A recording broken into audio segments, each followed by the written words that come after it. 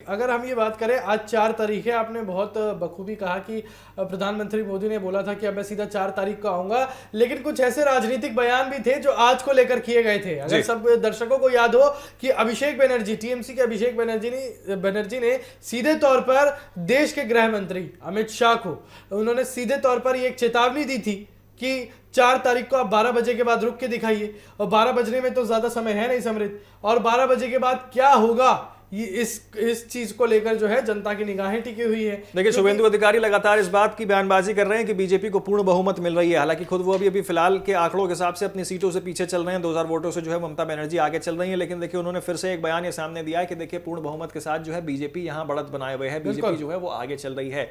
यहां दावेदारी बीजेपी लगातार ठोकते हुए नजर आ रही है। और जनादेश बंगाल का ये शोर इशारा कर रहा है कि देखिए, सत्ता परिवर्तन होने की पूरी संभावना पश्चिम बंगाल के अंदर देखते हुए नजर आ रही है। ममता बनर्जी को सीधे तौर पर चुनौती देते हुए यहां शुभेंदु अधिकारी नजर आ रहे हैं। लेकिन अभी के आंकड़ों के हिसाब से शुभेंदु अधिकारी तो हैं पीछे चल रहे हैं, ममता बनर्जी जरूर आगे चल रही हैं। लेकिन अगर पूरे बंगाल की बात कर ली जाए, यहां पे देखिए 150 सीटों पे बीजेपी की बढ़त होना अपने आप में एक चीज का संकेत देती है कि आखिरकार सत्ता का जो दुरुपयोग है, क्या टीएमसी ने किया जो लोग उससे नाराज थे। क्योंकि बीजेपी तो लगातार यही इल्जाम लगा रही थी कि देखिए, यहां लॉ एंड ऑर्डर जो है वो ममता बनर्जी से सुधर नहीं पा रहा। तो यहां पे लॉ एंड ऑर्डर की बात जो है वो सबसे बड़ा मुद्दा जो है वो बना हुआ था। लॉ एंड ऑर्डर को जोड़ के बीजेपी जोड़ती है, उसमें घुसपैठी और इसी के साथ यूसीसी। लेकिन इसी बीच आपको एक और बड़ी खबर बता दें जो फिलहाल सामने निकल के आ रही है कि पश्चिम बंगाल के पानहाटी में कड़ा मुकाबला जो है वो देखने को मिल रहा है। पश्चिम बंगाल के पानीहाटी में कड़ा मुकाबला। आपको बता दें कि आरजीकर पीड़िता की मां रत्ना देवनाथ भी आगे चल रही हैं। पश्चिम बंगाल से सीटों के गणित का क्या है आंकड़ा, इसको लेकर देखिए सभी की नजर टिकी हुई है। आरजीकर मामला बनेगा टीएमसी के लिए मुश्किल, ये खबरें फिलहाल सामने निकल के आ रही हैं। बीजेपी की रत्ना देवनाथ 3000 वोट से आगे चल रही हैं। बड़ी खबर जो फिलहाल सामने निकल के आ रही है, आपको बता रहे हैं, जहां पे आपको बता दें कि यहां पे जो है अब पश्चिम बंगाल के पानीहाटी में कड़ा मुकाबला जो है वो देखने को मिल रहा है। और इसी कड़े मुकाबले के बीच आपको बता दें आरजीकर पीड़िता की मां रत्ना देवनाथ भी जो है आगे चल रही हैं, बीजेपी की उम्मीदवार हैं। आपको बता दें पश्चिम बंगाल से सीटों का गणित आखिरकार क्या कह रहा है, अपने आप में बहुत बड़ा सवाल है। 3000 वोटों से अधिक जो है यहां पर अब वो आगे चल रही हैं।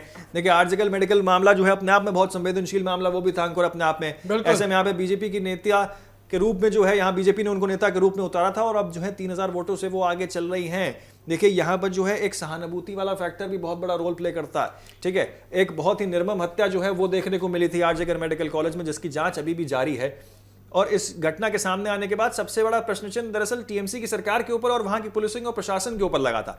ऐसे में बीजेपी ने यहां पे जो है इसको एक सहानुभूति फैक्टर से जोड़ के भी देखा जब टिकट दिया गया। और उसके बाद यहां पे देखिए एक खबर ये सामने निकल के आ रही है कि तकरीबन 3000 वोटों से जो है वो आगे चल रही हैं। अपनी बढ़त उन्होंने वहां पे 3000 वोटों पे बनाई हुई है। देखिए समृद्ध, साफ तौर पर यह कहा जा सकता है कि बीजेपी ने रत्ना देवनाथ को जो टिकट दी थी, रत्ना देवनाथ को जो टिकट दी थी, वो कहीं ना कहीं ये सारी चीजें साबित करती है कि टीएमसी के खिलाफ जो चीजें अब निकल कर आ रही है। क्योंकि 3000 वोट का आंकड़ा तो आ चुका है। 3000 वोट से जो है रत्ना देवनाथ जो बीजेपी के इस वक्त उम्मीदवार हैं वो आगे चल रही हैं। यानी जनता की सहानुभूति अभी भी रत्ना देवनाथ के साथ है। और आरजीकर मेडिकल जो कॉलेज था उसका केस इतना ज्यादा चला था कि वो केस चलकर केंद्र तक पहुंच गया था। और जो ममता बनर्जी के बयान आए थे उस समय, वो ऐसे कुछ इस कदर बयान थे कि वो लगातार सोशल मीडिया पर वायरल होते चले गए। उसी को लेकर अमित शाह ने भी एक रैली में, अभी इसी चुनाव में एक रैली में ये कहा। नहीं देखिए, क्योंकि उस चीज को इससे भी जोड़ के देखा गया था कि देखिए, महिला मुख्यमंत्री होने के बावजूद भी महिला का पीड़ा और दर्द जो है नहीं समझ पा रही है। इस चीज को बीजेपी ने प्रकाशित किया था। ये बहुत बड़ी चीज है, देखिए गौर करने वाली। समृद्ध, आप सोचिए कि यहाँ पर आरजीकर मेडिकल केस कॉलेज की इतनी बड़ी बात हुई थी और यहाँ पर ममता बनर्जी ने सीधा महिला आरक्षण का मुद्दा किसके खिलाफ उठा दिया? बीजेपी के खिलाफ। यहाँ पर ममता बनर्जी कहती है कि महिला आरक्षण लागू नहीं किया जा रहा, ये बीजेपी का पतन है। लेकिन बीजेपी कहती है कि भैया आपके ही राज्य में इतने बड़े बड़े केस हैं जो केंद्र का। कई सारे ऐसे संवेदनशील मामले जो हैं पश्चिम बंगाल के अंदर देखने को मिले, जिसने पूरे देश को जो है अपनी ओर झकझोर के रख दिया। यानी कि आई कैचिंग अटेंशन जो है वो पश्चिम बंगाल में देखने को मिला। अब आपको बता दें कि पश्चिम बंगाल में कोई पहला मामला नहीं है संवेदनशीलता का, पहले भी कई मर्तबा जो है। क्योंकि देखिए, अंकुर एक और गौर करने वाली चीज है, क्योंकि हम लॉ एंड ऑर्डर का जिक्र कर रहे थे और लगातार ये कह रहे थे ब्रेकिंग आने से पहले कि जिस तरीके से यहाँ पे जो है पश्चिम बंगाल के अंदर लॉ एंड ऑर्डर को बीजेपी ने प्रमुखता से उठाया, उसके बाद जो है उसमें यूसीसी का मुद्दा जोड़ा और उसके बाद यह कहा कि 6 महीने, हमारी सरकार बनने के 6 महीने के भीतर हम जो है यहाँ पर सीएए को लागू कर देंगे। और सीएए एनआरसी एक ऐसा मुद्दा है जो बहुत बड़ा मुद्दा बना हुआ है। असम में भी बीजेपी जो है इसी चीज को लेकर जो है प्रमुखता से आई थी और ये कहा था कि देखिए, घुसपैठियों को हम बाहर निकालेंगे। घुसपैठिए, लॉ एंड ऑर्डर, राष्ट्रीय सुरक्षा, ये जो है इसके इर्द गिर्द जो है बीजेपी अपना नैरेटिव सेट करते हुए चल रही है, जो संकल्प पत्र में भी लिखा है।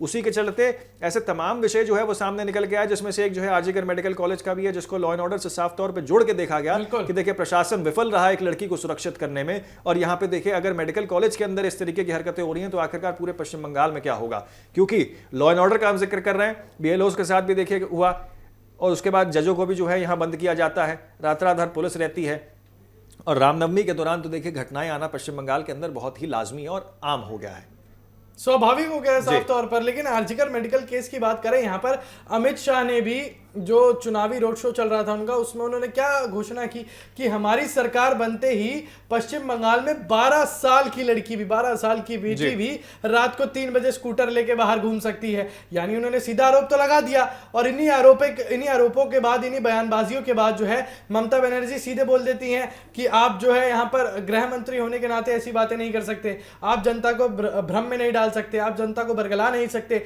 आपके खिलाफ जो है हम कानूनी कार्रवाई करेंगे। यानी समृद्धि साफ तौर पर यह दर्शाता है कि आरजीकर मेडिकल केस को लेकर टीएमसी ना बात करना चाहती है, टीएमसी घबराती अलग है, और उसका नतीजा हम साफ इस रुझान में देख सकते हैं, साफ हम इस निष्कर्ष में देख सकते हैं कि रत्ना देवनाथ जो 3000 वोटों से आगे हैं, रत्ना देवनाथ जो इस वक्त बीजेपी की उम्मीदवार हैं, बीजेपी से आगे चल रही हैं, वो सारी चीजें कहीं ना कहीं साबित करती हैं कि बीजेपी की तरफ पलड़ा अभी भी भारी है। क्योंकि आंकड़ों की अगर हम बात करें, यहां पर रुझान की हम बात करें, बीजेपी अभी भी 150 सीटों पर बढ़त बनाए हुए हैं, वहीं टीएमसी भी अभी तक 111 पर सिमटी हुई है, कांग्रेस को एक ही सीट का अभी तक जो है वो स्पेशल रिवॉर्ड मिला एक तरीके से कहूं, और जो अन्य पार्टियां हैं उनकी 4 सीट है। लेकिन सोचने वाली बात है, हमेशा की तरह हमने यही कहा था कि पश्चिम बंगाल में बीजेपी और टीएमसी की कांटे की टक्कर है, पश्चिम बंगाल में ममता बनर्जी वर्सेस बीजेपी है। और अब जो आंकड़े निकल कर आ रहे हैं समृद्ध, अगर यही रुझान रहा तो फिर ममता बनर्जी के लिए तो मुश्किलें खड़ी होती चली जाएंगी। बिल्कुल, देखिए अगर बात की जाए तो एक तरफ तो आरजीकर मेडिकल कॉलेज वाला मामला जिसमें 3000 वोटों से अधिक जो है वो आगे चल रही हैं पीड़िता की मां,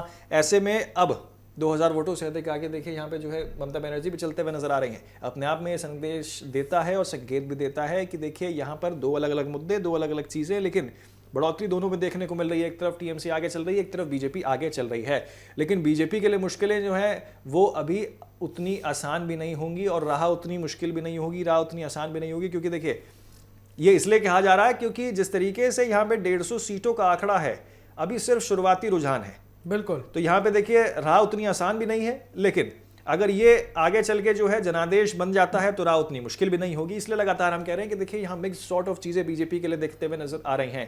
कहीं कहीं बीजेपी आगे चल रही है, कहीं कहीं टीएमसी आगे चल रही है, और यही चुनाव की खासियत है और यही नतीजों की खासियत है कि जमहूरियत में देखिए इसको क्योंकि एक उत्साह के रूप में देखा जाता है।